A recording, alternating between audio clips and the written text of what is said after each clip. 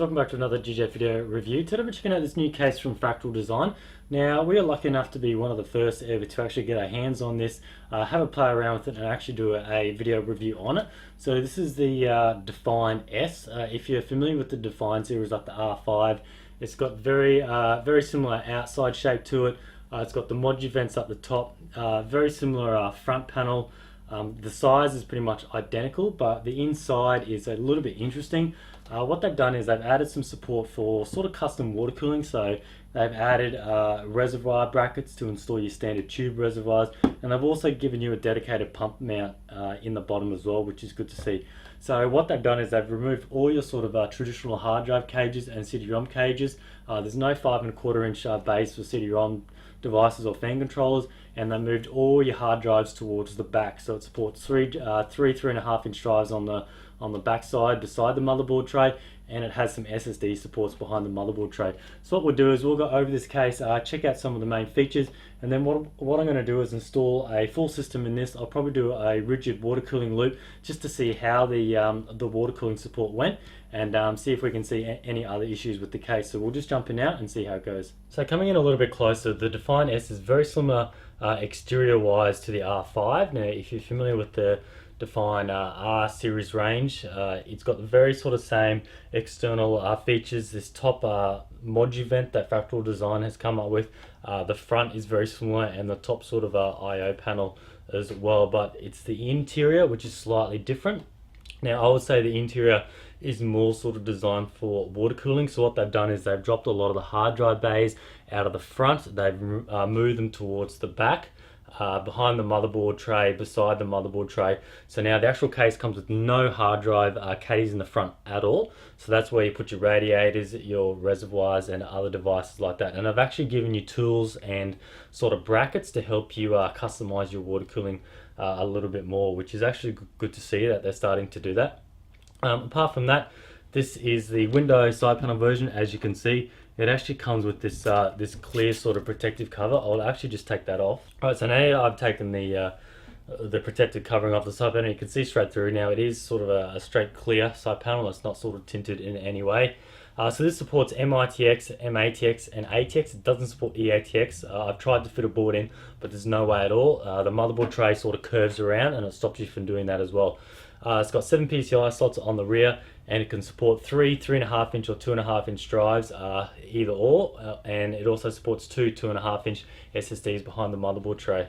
Right, so what we're going to do now is just jump in, and I'll cover more of the specs as we go along. So I'll cover the front and then the top, and then we'll work our way around. So the top, as you can see, very similar to the R5. So it's got USB 3.0. At first I thought they were 2.0 because they weren't blue, but it's actually good that they're moving away from the blue USB 3 connectors. They're moving to the black, which sort of blends in more with the case. You've got your power switch there, the nice big round one. You've got your reset switch, you've got your microphone, and you've got your headphone jack. Now something with this Define S, the door is the front panel is not a door like on the R5 where it swings open to get access to your fan filters and your 5¼ inch CD-ROM bays, whereas this doesn't have any 5¼ inch bays. It has nothing at all. All this one does is you actually pull the whole front off, so you just sort of push it out like this. There is a bit of a handle underneath, and then it just comes out like that. Now I really do like it how your I/O panel stays on the case. As you can see, it's got the cutout there. You don't actually have with the R5 and other cases is you pull the front off and you've got all your cables coming out, and you can literally only pull it out a few centimeters. So it's good that this can come out, and now you've sort of got the traditional Define sort of brushed aluminium finish there, but this is actually it actually looks like a high quality plastic on the front. And now you've got ventilation on each side there, because there's actually no ventilation on the front. You get all your ventilation from the sides for the fans. Right, so moving on to the front fan filter, you can see there. Now I quite like this idea. It's like a little nifty door design with magnets. You just slide it out like that, and then you can pull it out, and there you have your mesh filter. And it's really nice that Fractal Design put their logo on all the little bits. You probably don't need it, but you can just see it there that it's got the Fractal Design, and it's on quite a few items in this case that come out. Alright, so moving on to your fan and radiator support. So the front supports a 360mm if you're using 120s, or a 280 if you're using 140s. And I really like how it's got the slot design there, so you can really just sort of move your fans, your radiators up or down just moving around a bit. It gives you some more flexibility than just having single holes, which I really like. And then you just got some ventilation on this side, which is for your hard drives around the back, which we'll cover a little bit later on. So this case actually comes with two pre-installed Fractal Design fans. They're the GP140s. You can see one there and one on the rear as well when we cover that. So moving on to the top, it's got the same design as the R5. It's got this Moji vent setup. So this is pretty simple to take off. It sort of makes a nice sleek looking design. If you're not going to be using the top fan grills for fans or radiators like that, you can just leave it like this. Or because you can fit 3 fans along each one, you can actually do it so all you have to do is just pop up the top like so, and then you can just slide it out like that. And then you can either have them as just one off if you got one fan, you can have the 2 off, and if you've got a radiator going along the whole 3, you can actually take them all off. So I actually quite like that idea. There's not many cases out there that give you the option of having a fully enclosed top or a fully open top. It just gives you a bit of versatility and something a bit different, because not everyone likes to sort of see just likes to see the bare mesh on the top of the case. So moving on to the rear side, there's really nothing on this back side on the exterior except for the side panel. Uses the traditional Fractal Design sound dampening. Now this is actually a fairly heavy side panel. You can see it's got this really thick sound dampening on there, which is pretty sweet that they're actually continuing to do that. Alright, then last but not least, on the exterior, we'll cover the rear and then the bottom. So as you can see, you got that same GP140 on the rear. That fan, that's the 140 mil fan there. So Fractal Design seem to be keeping with this traditional black and white style. You got the white fan, the black fan frame, and then you got your white slot covers. And there we see we've got the 7, 1, 2, 3, 4, 5, 6, 7. So 7's enough for up to ATX support. I don't think you're going to get an ATX board that'll support more than those slots. You got your power supply hole there, and then you got your I/O shield there. So in terms of power supply support, it'll fit any size power supply down the bottom. But if you do wish to use this bottom 120 or 140 mil fan slot, if you do have a 140 mil fan installed, which will come to about here, you can only use up to a 170 millimeter power supply. So they're more your sort of older squarish ones or sort of your lower end ones. But if you were to put in like a high end 1200 watt, it'll definitely go further than this fan slot. So just bear in mind that you need to keep in mind with that. And then down the bottom, we can see we also have a nice fan filter down here. So you just grab the little external sort of handle there, and then you can just slide it out, and then that comes out like so, which is pretty sweet. So you don't need to get inside the case to get that out. And then you can see it's got these feet on there as well, which are a nice high quality rubber, and they're actually screwed into the case. The actual feet, they're not just some tacked on ones with tape or glue, which is good to see. So moving around to the rear of the case, this is where it really starts to get interesting. Now you can see you got your 1, 2, 3 dedicated areas here for hard drives. So these single caddies, there's 3 here, they'll each do 3.5 inch or a 2.5 inch SSD. Now you can't have both at the same time, so you can either have one of each. And then moving over to the my left side is your 2 dedicated SSD mounts. So it's pretty sweet that they've sort of hidden your hard drives around the side. So if you want to have a few sort of mechanical drives for storage, and then you've got your 2 SSDs here. And then by doing that, you've got the whole front side here for your radiators and reservoirs. So we will be doing a bit of a water-cooled build in this. We'll be using these rear ones for the storage. We'll be putting a reservoir on the mount, and then some radiators, one on the top, one in the side. So to simply connect these, you just undo this thumb screw, it just slides out, and then you can either fit in a 3.5 inch hard drive or a 2.5 inch SSD. So simple as that, and you just stick it back on, and then the configurations are just pretty much however you choose. Alright, moving on to onto the ones behind the motherboard tray. Very, very similar. You just put your SSD on it, screw it in, and then you just clip it back on and put the thumb screw back on. So very simple there as well.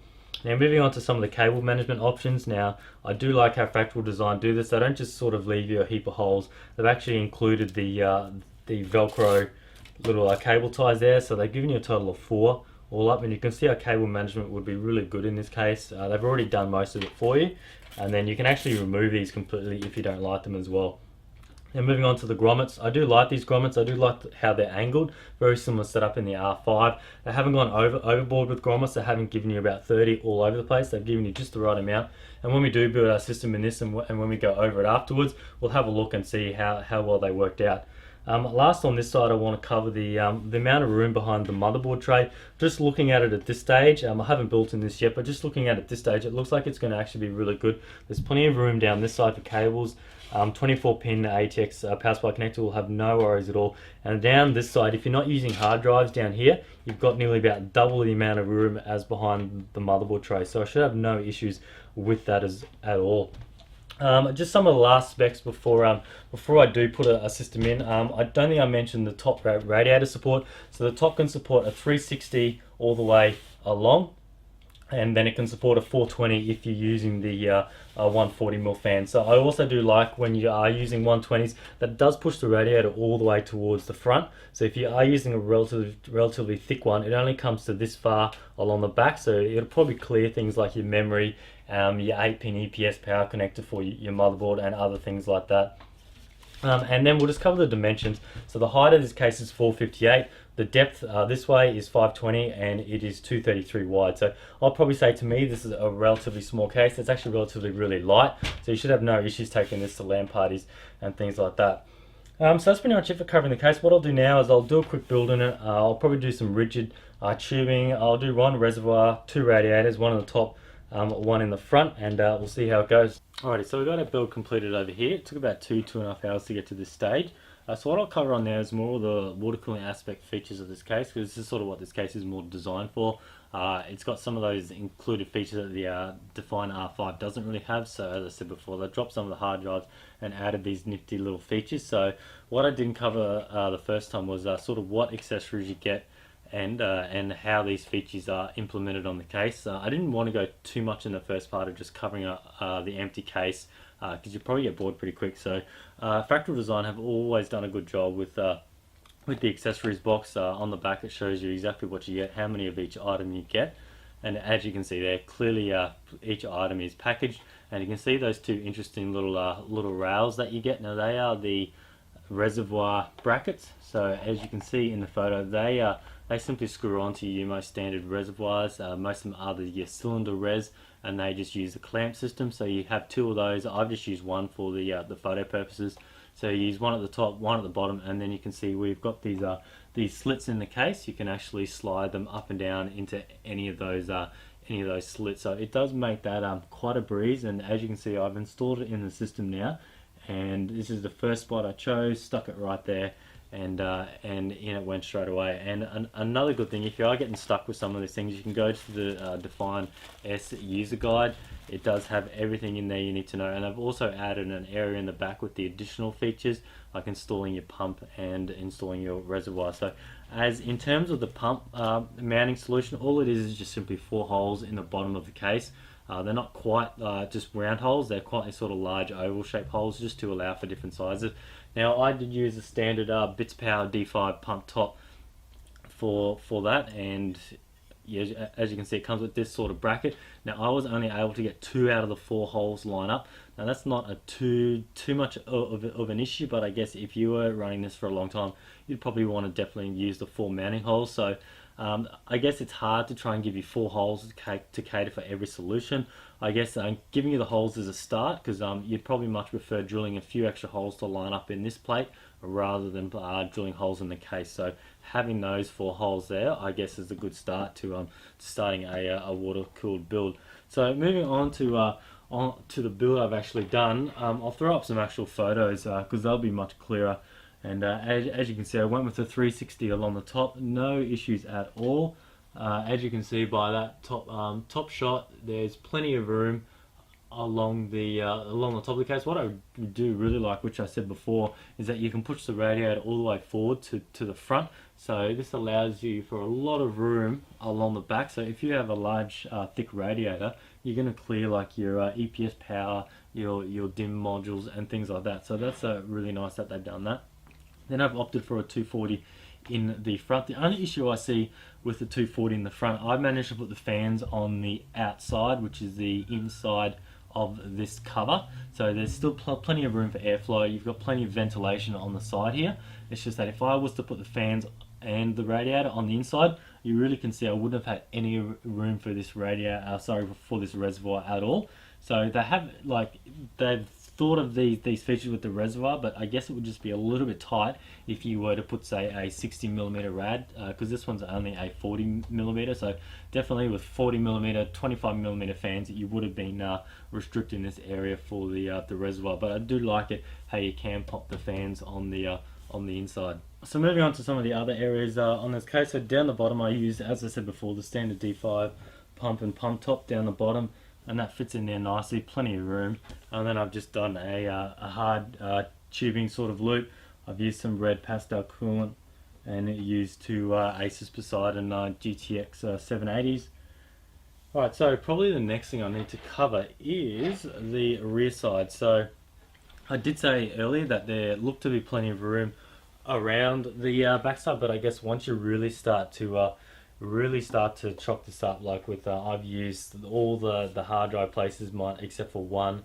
You start running 2 video cards with all their cables, it really does start to fill up. So we'll just swing it around and have a look at the back. Alright, so here's the back here. So as you can see, there are a heap of cables. I haven't really spent any time cable managing this. When I do my case reviews, I normally just throw it together sort of as quick as possible. I just like to show you that how much sort of room you can get without spending too much time. Now I could probably spend another hour or so working on this and get it down much better, but I was able to close the rear side panel, no worries at all. It went in fine, and I've actually used 1 mechanical drive and 3 SSDs here. So you have your boot drive over here, and then you got some fast 2 SSDs in array for, say, your games array, and then you've got a storage drive there for anything you want to store. So I've actually used quite a bit of equipment. I've got sleeve extensions, so I got 2 for each video card. I got your EPS sleeved extension. I got the 24-pin sleeved extension. I've added this little fan bus here to help me power some of the fans, because I do have a total of the 3 at the top, 2 in the front and 1 in the rear. So there's 6 fans there. So there's actually quite a bit going on here. And for such a small little system, it did actually handle it quite well. And the grommets worked really well as well, so they weren't sort of popping out when I was sliding cables in and things like that. Probably the last thing I'll do now is I'll probably just fire this up. I'll grab the camera freehand and I'll just go over and we'll get a sort of close-up of everything inside. So here's the system here. Just before I turn, I'll have a quick look. So the board is quite large, X79. It does go right to the edge of where you can actually fit it, so there's no more room at all.